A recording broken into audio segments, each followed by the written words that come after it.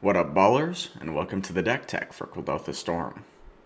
Originally titled Artifactory, as in Artifact Sacrifice Factory, the gameplay patterning exchanges artifacts for creatures for mana and back again in an industrious manner. Racking up a storm count peripheral to the process is typically what leads to the win, but employing creatures in the loop creates the potential for a viable beatdown plan as well. Outside of the essentials, there are primarily 4 categories of cards here, with some role overlap amidst them. Cards that fill the yard, artifacts to be sacrificed, Kuldotha effects, and mana engines. Yard fillers are pretty straightforward. Darcy and Talent both facilitate card selection while also fueling breach plays. The artifact section is composed of value artifacts, which move you cards ahead, in addition to the card-neutral mana artifacts, which enable more explosive plays. Regarding the value artifacts, Implement and Chrome Star both cycle, while Synthesizer and Wellspring put you in a surplus of cards from use. Implement exists in the list simply for artifact density, as the deck needs to be connecting rebirth effects to artifacts in order to fundamentally function. The niche use of Implement, short of losing hands due to its mana inefficiency, is to snipe planeswalkers off of their loyalty costs. For example, if someone upticks a Johnny hoping to wipe, you can keep them off of 4 with the ping. In contrast to the Implement, Chrome Star cycles without losing the mana you're putting through it, free cantrips with Burgi on the field, and enables color fixing for sideboard or wishboard options, so it certainly enables more possibilities throughout gameplay. Star is also one of the few instant speed interactions in the deck, so it can be helpful to utilize that activation to grab a breach off of the top, whilst weaving surveil triggers, in order to maximize card flow. Experimental Synthesizer is the best sack artifact in a vacuum, as it costs the least and hits 2 cards on combo turn. The weakness lies in its interval game, as the timing can be awkward in navigating when one can safely cast Synth without excessive risk to burning a card, in addition to the risk of losing out when opponents remove it on their turn. Ichor Wellspring is the cash cow. It costs the most, but Wellspring takes any currency, be it real mana or reduction from artist talent, and it gives you cards in hand with no interval weakness. Cards are more valuable than Exile for situations involving looting effects, such as with Faithless, Talent, or the Horn, so Wellspring is the premium option if the draw allows for it. Notably, you can actually lose from drawing cards, so once the deck gets thin, swap to Synth and decline Talent triggers on combo turn. The mana artifacts. Springleaf Drum and Mox Amber have decent similarities in Burgi synergy, but with slight differences in play pattern. Amber, a recent addition as a 2-of, allows for super efficient 1-mana Gleeful plays by virtue of being a 0-drop, while also creating the 2-mana surplus with Burgi online. Drum has more synergy with the rest of the creature base, while still comfortably creating 2 mana from 1 with Burgi. Both cards lead to the early explosive draws, incurring less mana cost than the card advantageous options in order to get an artifact plus demolition effect into play. For the Goblin generators, Kuldotha and Gleeful, there are a few key differences. Gleeful allows you to answer your opponent's artifacts proactively, but has an inferior interval game, both for stack interactions and in the sense that it can be interrupted if someone swipes the artifact target out from under you, to fizzle the Gleeful and keep you off of the tokens. Kuldotha is better for stack interactions, as sacking the artifact is resolved as part of the cost, preventing interruption. Sacking before resolution is also beneficial for sequencing surveil triggers, artist talent triggers, and getting the card or exile upon artifact death before those triggers resolve, to allow for optimal selection. I'm sure a level 4 judge could explain the interaction properly in terms of layering, but I'm not quite to the level of arcane mastery yet, so I'll just explain one unique interaction from a functional perspective. Costs, being the mana, the sacrifice, and with breach, the 3 cards, are all functionally resolved simultaneously as seen by the stack. So with Kuldotha you can exile the sacrificed artifact to pay for the escape cost as well. This trick can be really useful for when there are few cards in the yard or you want to get rid of a specific artifact from the field to retain other escape options. Next up, mana engines. Skirk Prospector. Skirk is the primary mana engine of the deck, and allows for the hyper-explosive plays which characterize the archetype. It makes the goblins modular, turning creatures into mana, and then back again through the cycle. Leading with Skirk is generally a bad plan, unless you absolutely know that it is a non-interactive race matchup, or the hand requires that risk to be taken for playability. Skirk is best as a surprise. Burgi. Second mana engine of the deck, Bergie makes all the cards in the left column free once an additional mana is added to the equation, and all the 2-drops down to 1. A really key decision point, which occurs often, is knowing when to sack Skirk to generate that additional mana to get things started, versus going through the sequence a bit without Bergie, or waiting another turn to sustain the Prospector. The Horn on the flip side is highly relevant to gameplay as well. While it takes an abundance of both mana and cards to combo the turn that you cast the Horn, untapping with it typically leads to a successful combo, unless you were exceptionally unlucky in the sequence of flips.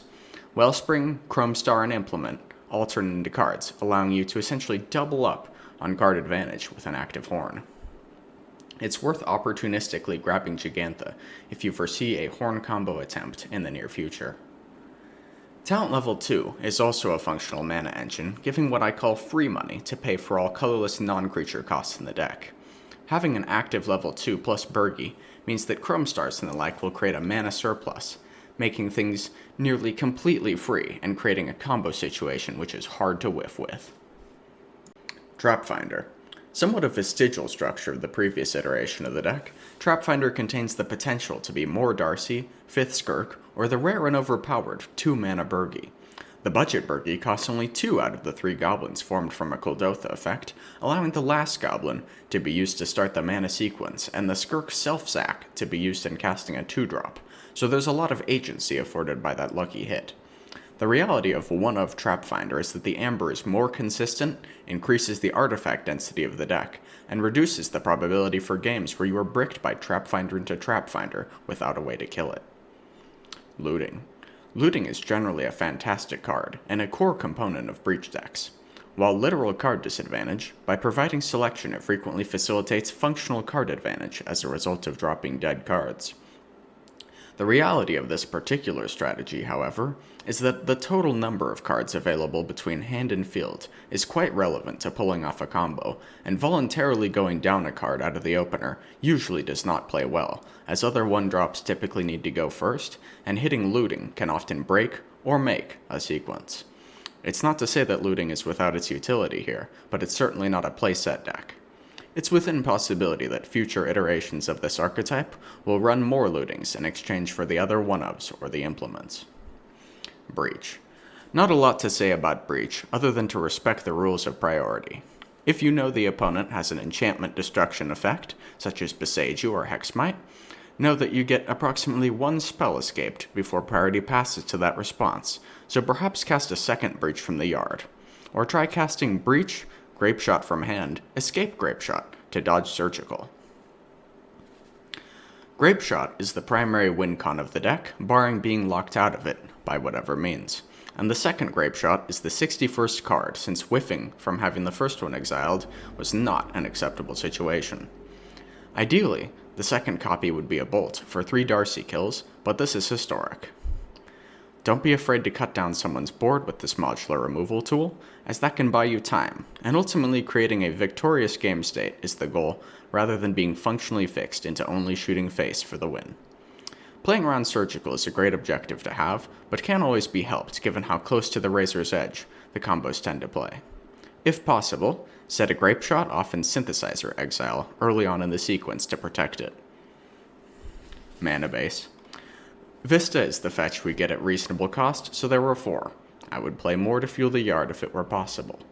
Surveilland fetching on 1 is not viable for the format, but it is what it is.